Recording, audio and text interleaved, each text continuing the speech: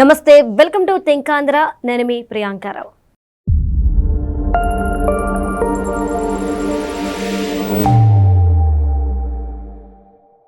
నిన్న సజ్జల రామకృష్ణారెడ్డి గారు press meet పెట్టి ఆయన ఒక మాట అన్నారు. చంద్రబాబు నాయుడు గారు దమ్ముంటే అసెంబ్లీకి రండి అని జగన్మోహన్ రెడ్డి గారిని అలానే వైసీపీ ఎమ్మెల్యేలను అంటున్నారు కదా. మీకు దమ్ముంటే మాకు ప్రతిపక్ష హోదా ఇవ్వండి, మేము వస్తాము, వచ్చి మేము ప్రశ్నిస్తాము, మా ప్రశ్నలకు మీరు సమాధానం చెప్పాలి, అలానే 5 కోట్ల మంది సమస్యల్ని మేము అక్కడ మాట్లాడతాము అని చెప్పేసి అన్నారు. దీంతో పాటు కొన్ని మాటలు అన్నారు. జగన్మోహన్ రెడ్డి గారు ఏవైతే ప్రశ్నలు వేస్తున్నారో వాటికి సమాధానం చెప్పలేక టీడీపీ వాళ్ళు తప్పించుకు తిరుగుతున్నారు అంటూ మాట్లాడుతున్నారు. అసలు ఎలా చూడాలి? ఇప్పటికొచ్చి సుపరిపాలన అనేది ఈ సంవత్సరంలో ఒక్క అడుగు కూడా ముందుకెళ్లలేదు, మీరంతా అబద్ధాలు చెప్పారు అంటూ కూడా ప్రెస్ మీట్ లో చెప్తున్నారు. అసలు ఈ సవాల్ని మనం ఎలా చూడాలి అనేది ఈ రోజు ఒక ప్రశ్నార్థకంగా మిగిలింది. సో దీనికి సంబంధించి మనతో మాట్లాడడానికి ప్రముఖ పొలిటికల్ అనలిస్ట్ అప్పసాని రాజేష్ గారు ఉన్నారు. ఆయనతో మాట్లాడదాం. నమస్కారం సార్. నమస్కారం సార్. చంద్రబాబు గారు అన్నారు దమ్ముంటే 11 మంది ఎమ్మెల్యేలు రండి అని వైసీపీకి సవాల్ విసిరారు. కానీ ఇక్కడ వైసీపీ వాళ్ళు బాబు గారికి సవాల్ విసురుతున్నారు. దమ్ముంటే మాకు ప్రతిపక్ష హోదా ఇవ్వండి, మేము 11 మంది వస్తాము, మేము అక్కడ ప్రశ్నలు లేవనెత్తుతాము, మీ దగ్గర సమాధానం చెప్పే ధైర్యం ఉండదు అని. ఎలా చూడాలి సార్ ఈ ప్రతి సవాల్ని?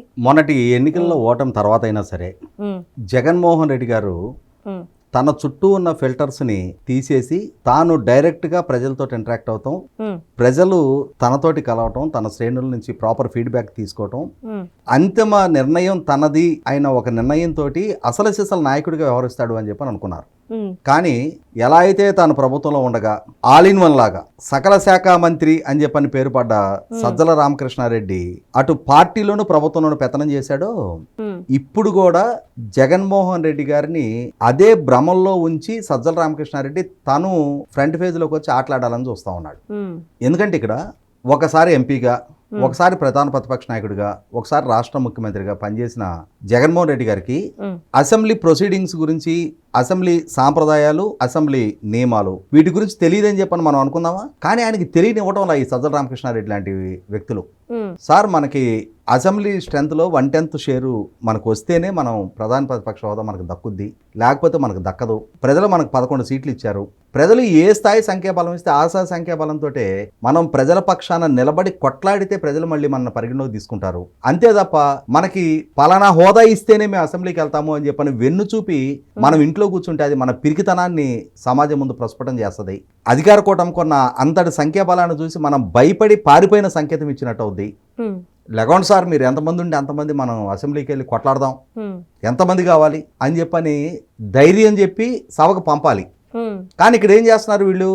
సార్ మీరు వెళ్తే వాళ్ళు 164 మంది ఉన్నారు సార్. మీరు అప్పుడు అచ్చెన్నాయుడిని జైల్లో పెట్టారు, దులుప నరేంద్రని జైల్లో పెట్టారు, పవన్ కళ్యాణ్ గారిని ప్యాకేజ్ ఇస్తారు, మ్యారేజ్ ఇస్తారు అన్నారు.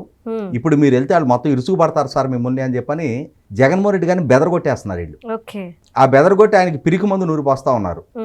అంటే నాయకుడు తన చుట్టూ సమర్థులను ఉంచుకోవాలి, ఈయనకి సమర్థవంతమైన సలహాలు ఇవ్వగలగాలి, సమర్థవంతమైన వ్యూహాలు రచించగలిగే వాళ్ళని పెట్టుకోవాలి. అట్లా కాకుండా రాజకీయాలతో సంబంధం లేని ఏదో తన పత్రికలో పనిచేసి పార్టీలో కానీ ప్రభుత్వంలో కానీ ఎప్పుడు రాజకీయపరమైన అవగాహన అనుభవం లేదు, అలాగే పాలనాపరమైన అనుభవం లేని ఒక వ్యక్తిని తన సతీమణి రికమెండ్ చేసింది కాబట్టి అని చెప్పని, పత్రిక నిర్వహణలో తన సతీమణికి చేదోడు వాదోడుగా ఉన్నాడు కాబట్టి అని చెప్పని అతను తీసుకొచ్చి ఇవాళ పేనుకి పెత్తనం ఇస్తే తలంతా గొరిగిందంట. ఇవాళ సజ్జల రామకృష్ణారెడ్డి ఉండేవాడికి పెత్తనం ఇస్తే ఇప్పటికే తిరుక్షౌరం అయింది. 151 నుంచి 11కి వచ్చినాయి. ఈసారి ఒకటి కూడా మిగిల్చేలా లేడు సజ్జల రామకృష్ణారెడ్డి. అసంబద్ధమైన డిమాండ్లు. స్పీకర్ గారిని ఆ గతంలో జగన్మోహన్ రెడ్డి లేఖలు రాశాడు, హైకోర్టుని అప్రోచ్ అయ్యాడు, స్పీకర్ కార్యాలయం రూలింగ్ ఇచ్చింది దాని మీద, హైకోర్టుకు కూడా తమ అభిప్రాయం తెలియజేశారు. తెలియజేసిన తర్వాత కూడా నీకు అసలు ఇంతటి సంఖ్యాబలము, ఈ హోదా ఇస్తేనే సభకు వస్తామన్న మొట్టమొదట నాయకుడు జగన్మోహన్ రెడ్డి. ఎందుకంటే ఇక్కడ ఎంతమంది సంఖ్యాబలం ఉందనేది కాదు పనోడికి, సమర్థుడికి ఎంత సంఖ్యాబలం కావాలి. గతంలో చూసేవాళ్ళం, సిపిఎం పార్టీ నుంచి నోముల నరసింహయ్య గారి నేతృత్వంలో 2 శాసనసభ్యులు ఉండేవాళ్ళు. ఆ 2 చాలా సమర్థంగా సభలో వాళ్ళ వాణి వినిపించేవాళ్ళు. జోలకంటి రంగారెడ్డి గారు, నోముల నరసింహయ్య గారు 2. అలాగే కిషన్ రెడ్డి గారు, దొరబాబు గారు బీజేపీ పార్టీకి 2 ఉండేవాళ్ళు. తర్వాత రోజుల్లో లక్ష్మీనారాయణ గారు, కిషన్ రెడ్డి గారు 2 బీజేపీ తరఫున ఉండేవాళ్ళు. జయప్రకాష్ నారాయణ గారు ఒక్కళ్ళే ఉండేవాళ్ళు. అలాగే సిపిఐఎంఎల్ ప్రజాపందా నుంచి గుమ్మ నరసయ్య గారు ఒక్కళ్ళే ఉండేవాళ్ళు. అంతకుముందు ఓంకార్ గారు ఒక్కళ్ళే ఉండేవాళ్ళు. ఇంతమంది సంఖ్యాబలం ఉంటేనే మేము సభలో రాణిస్తామనంటే, అంటే తక్కువ ఉంటే సభకి వెళ్ళలేరా? వెళ్ళలేకపోతున్నారు అంటే మీరు పిరికోళ్ళేనేగా. అంటే వాళ్ళ గొంతును తొక్కేస్తున్నారు అని చెప్పేసి అంటున్నారు. మీరు ఎప్పుడు వెళ్ళారు సభకి?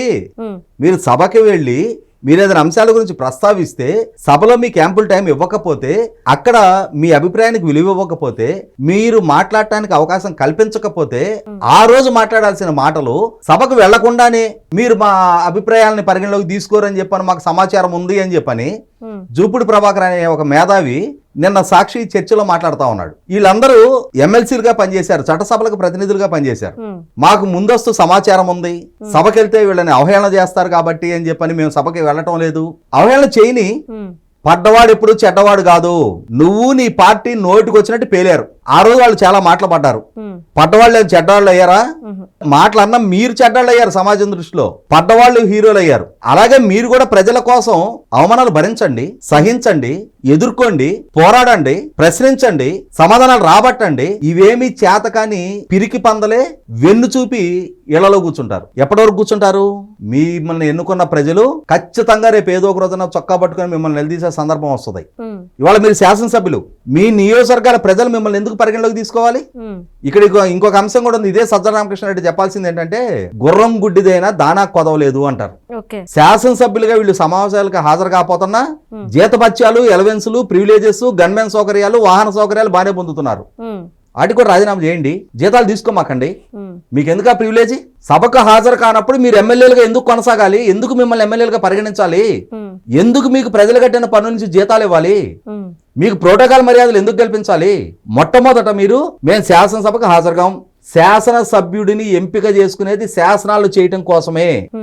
ఇవాళేదో డే టు డే అడ్మినిస్ట్రేషన్ లో ప్రతి అంశాన్ని శాసనసభ్యులకి ముడిపెట్టి పెన్షన్ రావాలని ఎమ్మెల్యే ఇవ్వాలి, ఇళ్లు కావాలని ఎమ్మెల్యే ఇవ్వాలి, సీఎం రిలీఫ్ ఫండ్ కావాలని ఎమ్మెల్యే ఇవ్వాలి అని చెప్పని అడ్మినిస్ట్రేటివ్ వ్యవహారాలు, అధికార స్థాయిలో పరిష్కరింపబడాల్సిన అంశాలన్నీ ఎమ్మెల్యే కేంద్రీకృతంగా జరుగుతున్నాయి. కానీ ఎమ్మెల్యేలకి వీటితో సంబంధం లేదు. రాజ్యాంగంలో నిర్వచించింది శాసనసభ్యులు శాసనసభలో శాసనాలు చేయటమే వాళ్ళ విధి. శాసనాలు చేయటంలో భాగస్వాములు కానప్పుడు వరుసగా 60 రోజులు కనుక సమావేశాలకు హాజరు కాకుంటే వాళ్ళని డిస్క్వాలిఫై చేయమని చెప్పారు. అంటే మీరు సమావేశాలు కనుక హాజరు కాకుంటే సభ్యులుగా కూడా మీరు కొనసాగడానికి అర్హులు కాదు. ఏ దేవుడు ఏడ్చాడు మిమ్మల్ని ఎమ్మెల్యేలుగా కొనసాగమని?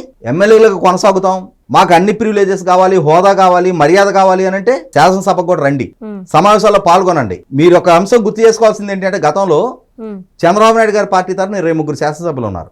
ఈ 23లో 4 వైసీపీలోకి ఫిరాయించారు, 19 మంది. ఈ 19 మందిలో కూడా 18 మందిని నాటి అధికార పక్షం స్పీకర్ గారు సభ నుంచి సస్పెండ్ చేశాడు. చంద్రబాబు నాయుడు గారు ఒక్కడే పాల్గొన్నాడు సమావేశంలో, ఒక్కడే ప్రభుత్వాన్ని ప్రశ్నించాడు. ఈ ప్రభుత్వం వైపు నుంచి సూటిపోటి మాటలు, అవమాన వ్యాఖ్యలు చాలా చేశారు ఆయన మీద. భరించాడు, సహించాడు, ఢీకొన్నాడు, మీ నుంచి సమాధానాలు రాబట్టాడు. అందుకే ప్రజలు ఆయన్ని హీరోగా ఎంపిక చేసుకొని మిమ్మల్ని జీరోలు చేశారు. మీరు ఆ జీరోలుగానే మిగిలిపోతారా? ఆ జీరో పక్కన ఒకటో ఇంకొక సున్నానో యాడ్ చేసుకుంటారా లేదా అనేది మీ భవిష్యత్తు కార్యాచరణ, మీ వ్యవహార శైలి నిర్దేశిస్తుంది. మీరు ఇలాంటి సజ్జల రామకృష్ణారెడ్డి లాంటి ఇంప్రాక్టికల్ పాలిటీషియన్స్, ఎందుకంటే అతను ప్రాక్టికల్ పాలిటీషియన్ కాదు, అతనికి రాజకీయ నాయకుడే కాదు. జగన్మోహన్ రెడ్డి చేత నాయకుడిగా మలచబడ్డాడు, అతను నాయకుడిగా అపాయింట్ చేయబడ్డాడు. ఇతని వల్లే పార్టీ ఓడింది అని చెప్పని చాలా మంది నాయకుల్లో ఒక అభిప్రాయం ఉంది. రాజ్యాంగేతర శక్తిగా వైసీపీ పుట్టి ముంచడానికి ధనంజయ రెడ్డి, సజ్జల రామకృష్ణారెడ్డి వంటి వాళ్ళే కారకులు అని చెప్పని చాలా మంది నాయకులు బాహాటంగా మీడియా ముందు చెప్పారు. కాబట్టి ఇప్పటికి కూడా మేము మార్పు చేసుకోం, మాకు కళ్ళు, ముక్కు, చెవులు సర్వం సజ్జల రామకృష్ణారెడ్డి అనుకుంటే రేపు ఈ 11 స్థానాలు కూడా లేని దుస్థితికి ఆ వైసీపీ పార్టీ దిగజారినా దానికి బాధ్యుడు సజ్జల రామకృష్ణారెడ్డి ద్వారా Jaganmohan Reddy. Okay, right. Thank you so much sir.